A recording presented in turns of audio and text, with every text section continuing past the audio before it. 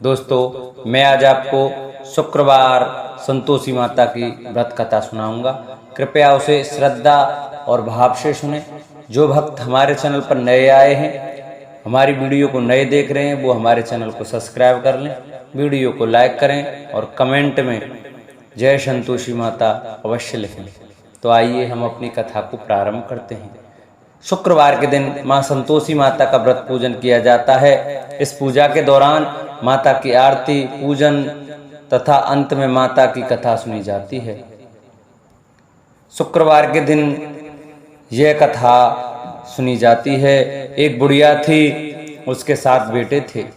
6 कमाने वाले थे जबकि एक निकम्मा था।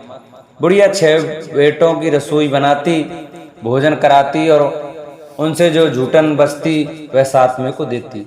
एक दिन 7वां लड़का बोला, देखो मेरी माँ मुझे कितना प्रेम करती है। तो उसकी पत्नी बोली, क्यों नहीं, सबका झूठा जो तुमको खिलाती है। वह बोला, ऐसा नहीं हो सकता, मैं जब तक आंखों से न देख लूं मान नहीं सकता। बहू अश्कर बोली, देख लोगे तब तो मानोगे। कुछ दिन बाद त्योहार आया। घर में 7 प्रकार के भोजन और चूरमे के लड्डू बने। जब जांचने को सिर दुखने का बहाना कर पतला वस्त्र सिर पर ओढ़े रसोई घर में सो गया, वह कपड़े में से सब देखता रहा। 6 भाई भोजन करने आए। उसने देखा माँ ने उनके लिए सुंदर आसन बिछा, नाना प्रकार की रसोई परोसी और आग्रह करके उन्हें जमाया। वह देखता रहा। 6 भोजन करके उठे तब माँ ने उनकी झूठी थालियों में से लड्डुओं के टुकड़े उठाकर एक लड्डू बनाया। झूठन साफ कर बुढ़िया माँ ने उसे पुकारा, बेटा 6 भाई भोजन कर गए, अब तू ही बाकी है, उठ तू कब खाएगा। वह कहने लगा, माँ मुझे भोजन नहीं करना, मैं अब परदेश जा रहा हूँ। माँ ने कहा, कल जाता है तो आज चला जा। वह बोला, हाँ आज ही जा रहा हूँ। यह कहकर वह घर से निकल गया। साथ में बेटे परदेश जाने की तैयारी करता है और चलते समय पत्नी की याद आ जाती है। वह गौशाला में कंडे थाप रही थी। वहां जाकर बोला, हम जावे परदेश आवेंगे कुछ काल, तुम रहियो संतोष से धर्म अपनो पाल। उसकी पत्नी बोली, जाओ पिया आनंद से, हमारो सो चटाए, राम भरोसे हम रहें, ईश्वर तुम्हें सहाय। 2 निशानी आपनी, देखूं धर्मे धीर, सुध मत हमारी विसारियो, रखियो मन गंभीर। वह बोला, मेरे पास तो कुछ नहीं है, यह अंगूठी है, सो ले और अपनी कुछ निशानी दे दे। वह बोली, मेरे पास क्या है, यह गोबर भरा हाथ है। यह कहकर उसकी पीठ पर गोबर के हाथ की थाप मार दी। वह चला गया। चलते चलते दूर देश पहुंचा। वहां एक साहूकार की दुकान थी। वहां जाकर कहने लगा, भाई मुझे नौकरी पर रख लो। साहूकार को जरूरत थी, बोला रह जा। लड़के ने पूछा, तनख्वाह क्या दोगे। साहूकार ने कहा, काम देख कर दाम मिलेंगे। साहूकार की नौकरी मिली। वह सुबह 7 बजे से 10 बजे तक नौकरी बजाने लगा। कुछ दिनों में दुकान का सारा लेन देन, हिसाब किताब, ग्राहकों को माल बेचना, सारा काम करने लगा। साहूकार के 7-8 नौकर करते हुए सब चक्कर खाने लगे। यह तो बहुत होशियार बन गया। सेठ ने भी काम देखा और 3 महीने में ही उसे आधे मुनाफे का हिस्सेदार बना लिया। वह कुछ वर्ष में ही नामी सेठ बन गया और मालिक सारा कारोबार उस पर छोड़कर चला गया। इधर उसकी पत्नी को सास ससुर दुख देने लगे। सारी गृहस्थी का काम करा के उसे लकड़ी लेने जंगल में भेजते। इस बीच घर के आने पर आटे से जो भूसी निकलती उसकी रोटी बनाकर रख दी जाती और फूटे नारियल की नारेली में पानी रख दिया जाता। एक दिन वह लकड़ी लेने जा रही थी। रास्ते में बहुत सी स्त्रियां संतोषी माता का व्रत करती दिखाई दी। वहां वह खड़ी होकर कथा सुनने लगी और पूछा, बहनों तुम किस देवता का व्रत करती हो और उसके करने से क्या फल मिलता है। यदि तुम इस व्रत का विधान मुझे समझा कर कहोगी तो मैं तुम्हारा बड़ा एहसान मानूंगी। तब उनमें से एक स्त्री बोली, सुनो, यह संतोषी माता का व्रत है। इसके करने से निर्धनता, दरिद्रता का नाश होता है और जो कुछ मन में कामना हो सब संतोषी माता की कृपा से पूरी होती है। तब उसने उससे व्रत की विधि पूछी। संतोषी माता की व्रत विधि उन्होंने बताई। वह भक्तन बोली, सवा आने का गुड़ चना लेना, इच्छा हो तो 5.25 आने का लेना या 1.25 रुपया का भी सहूलियत के अनुसार लाना।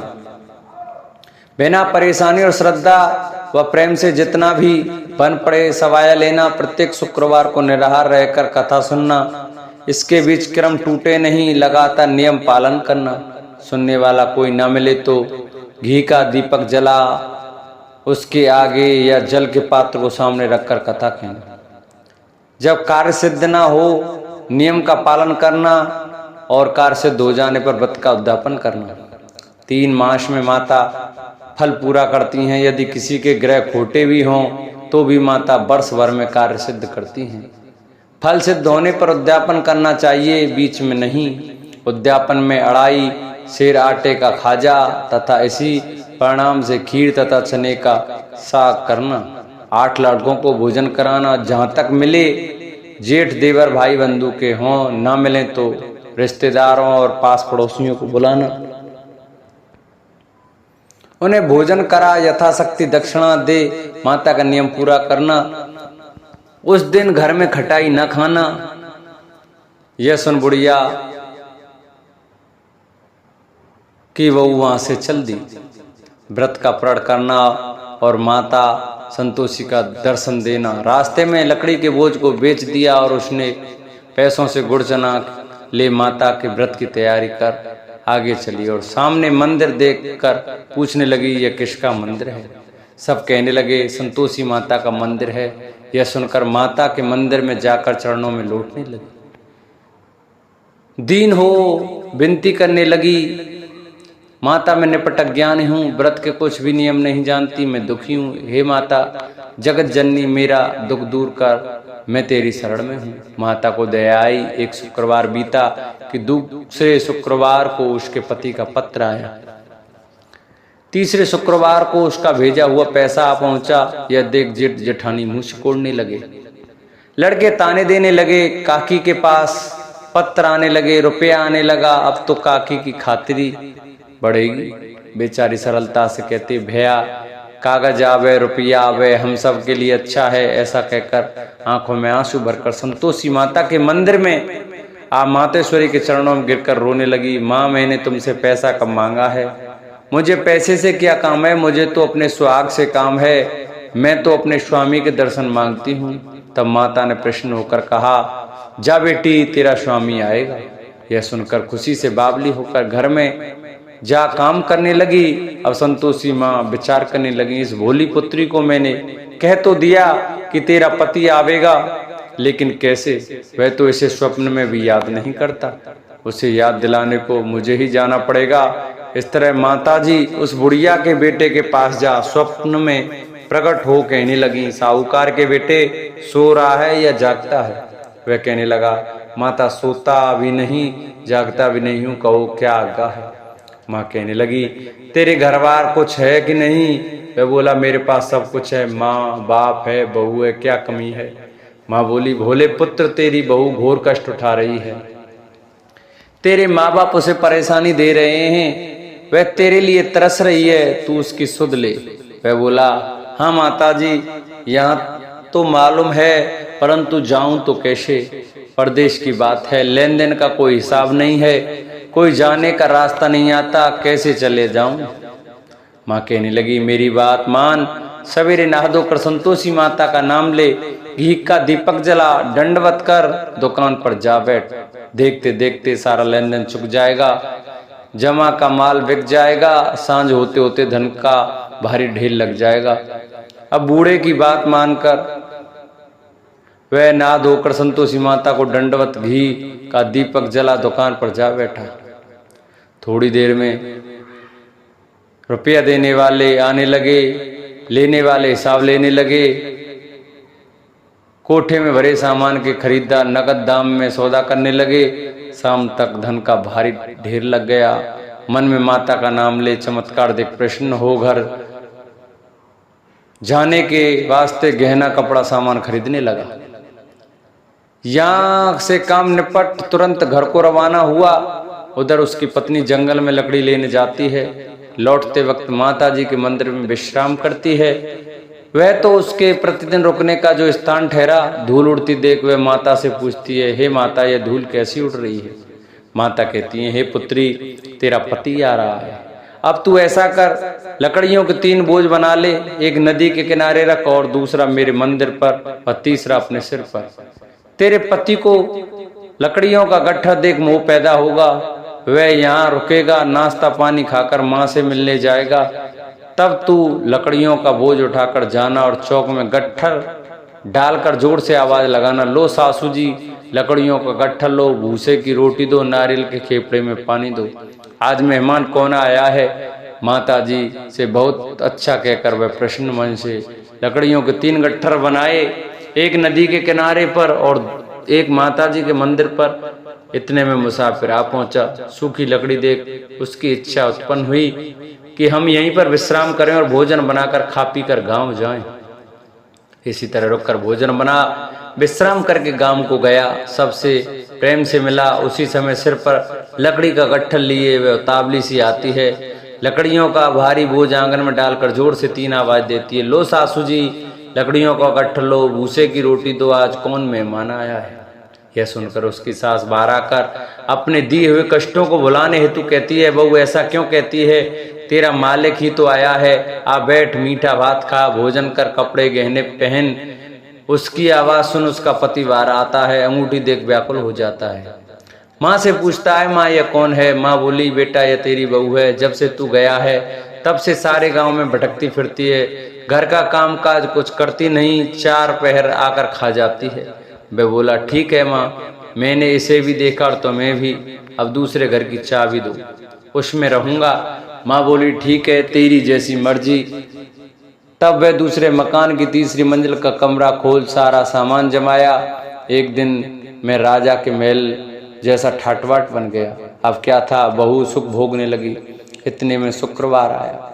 शुक्रवार व्रत के उद्यापन में कि वह कहने लगी तो को उसके पति ने कहा, मुझे संतोषी माता के व्रत का उद्यापन करना है। पति बोला, खुशी से कर लो। वह उद्यापन की तैयारी करने लगी। जेठानी के लड़कों को भोजन के लिए कहने गई। उन्होंने मंजूर किया, परंतु पीछे से जेठानी ने अपने बच्चों को सिखाया, देखो भोजन के समय खटाई मांगना, जिससे उसका उद्यापन पूरा ना हो। लड़के जिमने आए, खीर खाना पेट भर खाया, परंतु बाद में खाते ही कहने लगे, हमें खटाई दो, खीर खाना हमको नहीं भाता। देखकर अरुचि होती है। वह कहने लगी, भाई खटाई किसी को नहीं दी जाएगी, यह तो संतोषी माता का प्रसाद है। लड़के उठ खड़े हुए, बोले, पैसा लाओ। भोली बहू कुछ जानती नहीं थी, उन्हें पैसे दे दिए। लड़के उसी समय हट करके इमली खटाई ले खाने लगे। यह देखकर बहू पर माताजी ने कोप किया। राजा के दूत उसके पति को पकड़ ले गए। जेठ जेठानी मन माने वचन कहने लगे, लूट लूट कर धन इकट्ठा कर लाया है, अब सब मालूम पड़ जाएगा जब जेल की मार खाएगा। बहू से यह सहन नहीं हुआ और रोती हुई माता जी के मंदिर गई। कहने लगी, हे माता, तुमने क्या किया? हंसाकर अब भक्तों को रुलाने लगी। माता बोली, बेटी तूने उद्यापन करके मेरा व्रत भंग किया है। वह कहने लगी, माता मैंने कुछ अपराध किया है, मैंने तो भूल से लड़कों को पैसे दे दिए, मुझे क्षमा करो, मैं फिर तुम्हारा उद्यापन करूंगी। माँ बोली, अब भूल मत करना। वह कहती है, अब भूल नहीं होगी, अब बतलाओ वे कैसे आवेंगे। माँ बोली, जा पुत्री, तेरा पति तुझे रास्ते में आता मिलेगा। वह निकली, राह में पति आता मिला। वह पूछी, कहाँ गए थे? वह कहने लगे, इतना धन जो कमाया उसका टैक्स राजा ने मांगा था, वह भरने गया था। वह प्रसन्न हो बोली, भला हुआ, अब घर को चलो। कुछ दिन बाद फिर शुक्रवार आया, फिर व्रत का उद्यापन किया। वह बोली, मुझे फिर माता का उद्यापन करना है। पति ने कहा, करो बहू। फिर जेठ जेठानी के लड़कों को भोजन के कहने गई। जेठानी ने एक तो बातें सुनाई और लड़कों को सिखाने लगी, तुम सब लोग पहले की तरह खटाई मांगना। लड़के भोजन से पहले कहने लगे, हमें खीर खानी नहीं, हमारा जी बिगड़ता है, कुछ खटाई खाने को दो। वह बोली, खटाई किसी को नहीं मिलेगी, आना है तो आओ। वह ब्राह्मण के लड़के लाकर भोजन कराने लगी। यथाशक्ति दक्षिणा दी। एक एक फल उन्हें दिया। संतोषी माता प्रसन्न हुई। माता की कृपा से 90 मास में उसके चंद्रमा के समान सुंदर पुत्र प्राप्त हुआ। पुत्र को पाकर प्रतिदिन माता जी के मंदिर को जाने लगी। माँ ने सोचा ये रोज आती है, आज क्यों ना इसके घर चलूं। यह विचार कर माता ने भयानक रूप बनाया। गुड़ चने से सना हुआ मुख, ऊपर सूंड के समान होठ, उस पर मक्खियां भिन भिना रही थीं। दहली पर पैर रखते हुए उसकी सास चिल्लाई, देखो रे कोई चुड़ैल डाकिन चली आ रही है, लड़को इसे भगाओ नहीं तो किसी को खा जाएगी। लड़के भागने लगे, चिल्लाकर खिड़की बंद करने लगे। बहू रोशनदान से देख रही थी, प्रसन्नता से पगली बन चिल्लाने लगी, आज मेरी माता जी मेरे घर आई हैं। वह बच्चे को दूध पीने से हटाती है, इतने में सास का क्रोध फट पड़ा। वह बोली, क्या उतावली हुई है, बच्चे को पटक दिया। इतने में माँ के प्रताप से लड़के ही लड़के नजर आने लगे।